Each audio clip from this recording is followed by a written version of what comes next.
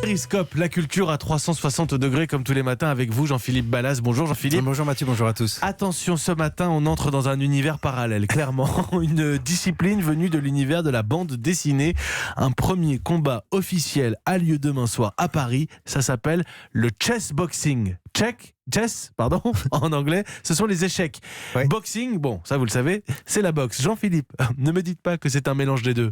Eh bien, si, et justement, et je vous présente un jeune homme calme, en apparence, souriant, passionné d'échecs depuis toujours. Il s'appelle Valentin Marcel, 27 ans. Mais un jour, Valentin a découvert la boxe.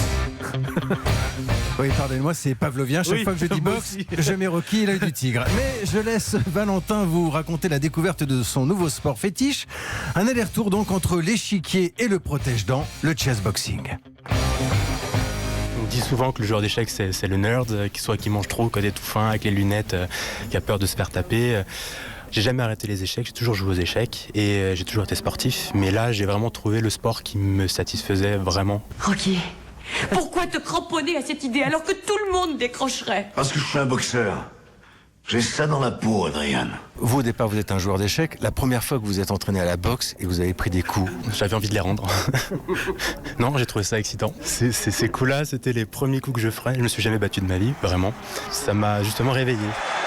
Bon, là Jean-Philippe, à présent, il faut nous expliquer Oui. les règles du chess boxing. Il y en a déjà? Oui, alors c'est très simple, vous allez voir. D'abord sur le ring, il y a un échiquier, une partie rapide, 3 minutes. Puis les combattants se lèvent, mettent les gants, oui parce qu'ils sont en short, torse nu en tenue de boxeur donc. Un round, 3 minutes également. Puis retour à l'échiquier, puis retour à la boxe, échiquier, comme ça ainsi de suite, jusqu'au KO ou bien échec et mat. Oui, je sais, ça paraît un peu dingue. Pardon, mais quand on vient de cogner et de se faire cogner sur un ring de boxe, on arrive comme ça, illico, à se remettre sur une partie d'échecs? On est complètement déboussolé, on est fatigué, on n'arrive pas à réfléchir de la même façon. On fait des entraînements exprès pour descendre les rythmes cardiaques, pour essayer de réfléchir sous la contrainte de la fatigue et du manque d'oxygène. Mais on doit s'adapter, on n'a pas le choix. Vous préférez gagner par échec et mat ou par KO? Je préfère gagner par KO. En tant que joueur d'échecs, je trouve ça plus intéressant. Voilà, on précise bien que c'est un joueur d'échecs qui vous parle de KO.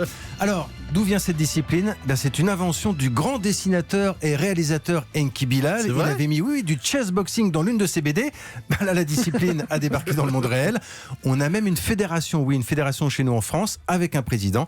Il s'appelle Guillaume Salançon. Alors moi ça j'ai eu droit pendant 3 ans, ça fait 3 ans qu'on se moque de moi. Alors, on me dit est-ce qu'ils enlèvent les gants pour jouer aux échecs, est-ce que quand on se fait prendre la dame on lui met une droite. Sauf que maintenant voilà, au bout de 3 ans les gens ne rient plus trop parce qu'ils se rendent compte que c'est très sérieux. C'est ça, mais ça c'est l'invention géniale d'Enki Bilal, trouver on va dire l'homme parfait, l'athlète parfait équilibre entre justement la réflexion, la force, c'est la tête et les jambes, c'est l'esprit sain dans un corps sain, le calme contre le chaos, c'est la force contre l'intelligence, c'est l'école de la vie. Voilà, je crois que je vous ai mis toutes les musiques de Rocky. Les premiers combats de chess boxing en France, c'est demain soir à Paris et c'est au Cabaret Sauvage. À mon avis, il va y avoir de l'ambiance. Et les championnats du monde, ce sera en Turquie. Oui, il y a des championnats du monde et ce sera à la fin de l'année.